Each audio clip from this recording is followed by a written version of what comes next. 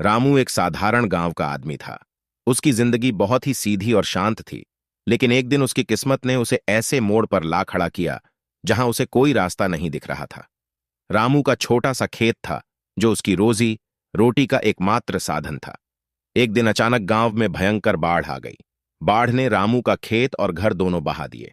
रामू का सब कुछ चला गया। वह निराश हो गया और समझ नहीं पा रहा था कि अब आगे क्या करे।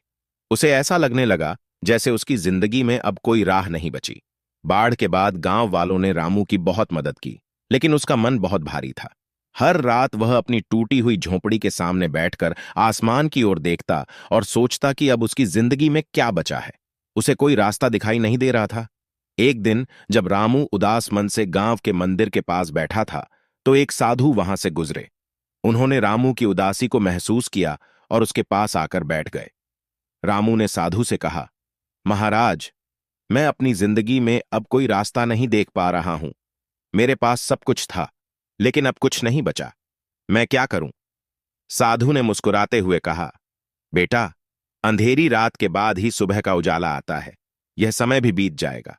जीवन में रास्ते कभी खत्म नहीं होते, सिर्फ हमें उन्हें ढूंढने की जरूरत होती है। अगर तुम दिल से कोशिश करोगे तो तुम्हें एक नया रास्ता जरूर मिलेगा। साधु की बातें रामू के दिल में उतर गईं। उसने सोचा कि क्यों न वह फिर से मेहनत शुरू करे और कुछ नया करने की कोशिश करे।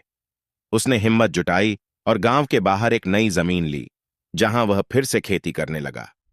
धीरे धीरे उसकी मेहनत रंग लाने लगी और कुछ ही सालों में उसका खेत पहले से भी ज्यादा हरा भरा हो गया।